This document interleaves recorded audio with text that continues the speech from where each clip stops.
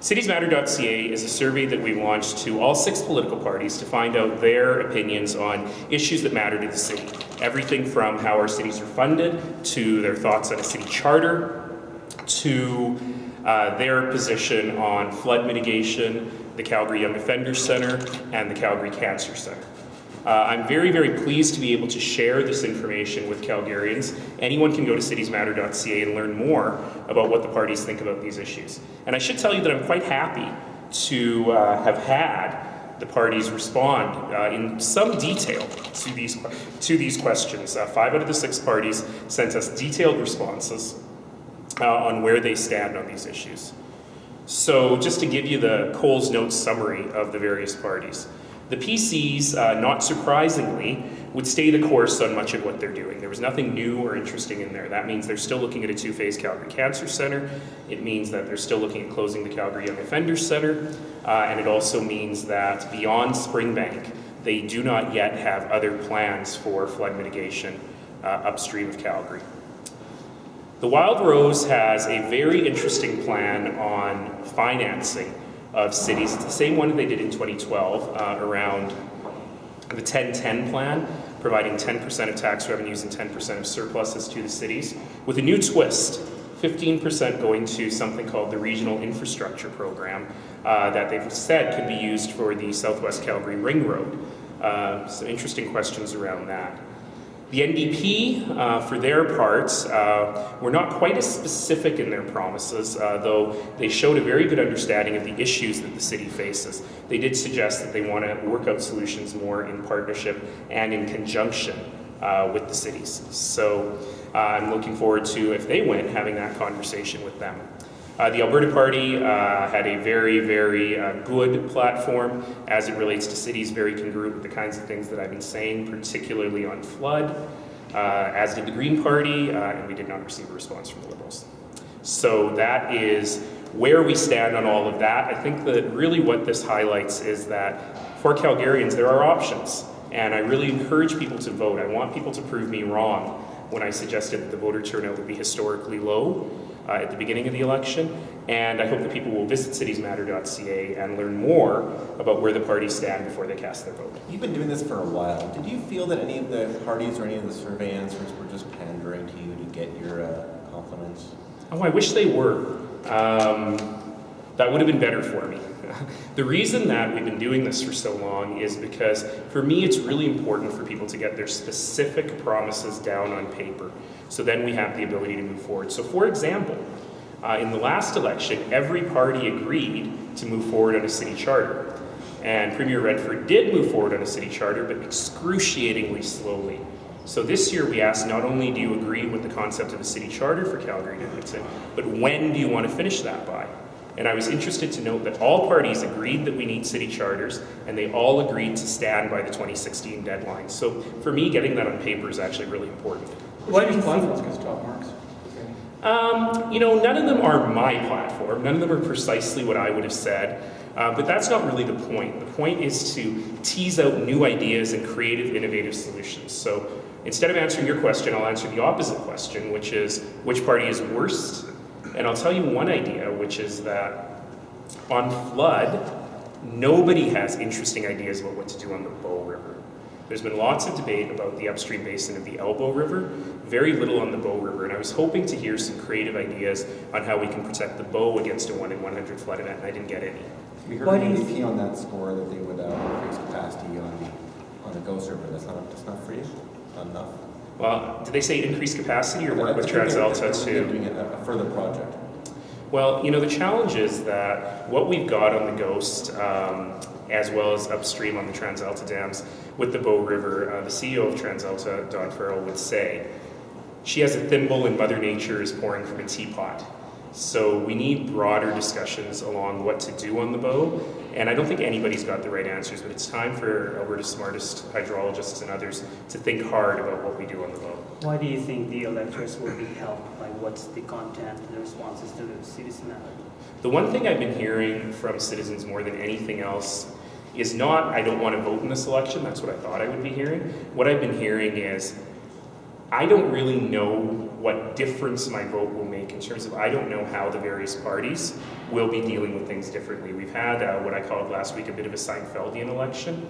That's not really fair. It's not an election about nothing, but it's been an election that's been really focused on issues of leadership and trust and accountability, and those are important things. But a lot of voters are aching to know specifics about policy. And outside of the realms of, even within education and healthcare, all of the parties have been very vague. And on cities, until Cities Matter was published, they were also very vague. So pushing to that specificity, I think, is what voters are really looking for. As you know, I've always believed in politics in full sentences, lots and lots and lots of full sentences. And this is a way of getting provincial politics into those full sentences as well. Did this meet expectations in response? Yeah, you know, they did, and I was happy they did them because, quite frankly, I was concerned that because we've had such a lack of specificity so far, that the parties would balk or they'd give me really vague answers, and they didn't. You know, I think all of them, uniformly to the best of their ability, really tried to answer the questions based on their own philosophy and their own understanding of the situations. Speaking about the turnout, are you worried about having a Flames game Tuesday night? Yeah, I'm not worried about it on turnout very much because the game starts at 7:30 towards the ends of the time that the polls close anyway. I don't think it'll make a big difference to turnout. I suspect it means a lot fewer people will be watching election night coverage. What were your concerns? Sorry, what were your concerns about? You said there were some interesting questions from the Wild Rose. It really has to do with the mechanics of how the 10-10 plan will work and how this regional infrastructure fund will work. So last time around, when they first proposed the 10-10 plan, they thought it was very important to say that no municipality in Alberta would get less under their plan than they're getting today. And I didn't exactly see that commitment this time, though they are saying that Calgary and Edmonton will get more to do with as we please, I think is their line, a line I always like. But we haven't seen the really detailed analysis on exactly what Calgary and Edmonton would get. And frankly, I wouldn't expect them to have those calculations ready in the middle of an election campaign. But I would like to put a stick in the ground that that commitment that Calgary and Edmonton get more, not less, under that plan is an important one for me. On the other hand, turnout, does the fact all these recent polls are bringing up these results, do you think that'll increase the spark and interest in voting? I sure hope so. I think that nobody can now say, I don't have a choice, I don't have an option, I'm going to stay home because I don't like any of these options, because there are choices and there are options, and I really hope that people will vote for them. Sorry, Jason, you've been trying to get in. On the other hand, regarding Wild Rose plan, some of that funding, from the sound of it, seems to be quite tied to the Ring Road project. Now, you weren't asking for, in your survey or elsewhere, you weren't asking for the Ring Road to be complete by 2021 or sooner than 2025 necessarily. Are you actually in favor of the proposal for the Ring Road and using municipal funds for that as promised? So this is the hard part of this. It's a subtle issue, but an important one, which is if the regional infrastructure funds are meant for municipal needs, we have lots of municipal needs. And in the case of Edmonton, they got their ring road more or less completed using provincial funds, not provincial funds earmarked for municipalities, which may sound a little bit like splitting hairs, and it is. But the hard part with that is that they're using money we could use for LRT or bus, and which Edmonton will undoubtedly use for other infrastructure purposes to complete what is a provincial project. And I think that that is something we would have to sort out should Mr. Jean win on Tuesday. Can you talk specifically about transit in terms of the range of answers that you received? What would be better or worse for Calgary? One of the issues with transit is that now that we have a new federal infrastructure program dedicated to transit, something we've been calling for many, many years, the province really has to figure out their part of that cost sharing. We figured out our part of the cost sharing. That was the famous $52 million. So we are ready with the city's portion to bend in to provincial federal cost sharing programs. The federal government has said that this new fund, although it doesn't start kicking out money until 2017 or so, will be their portion of it.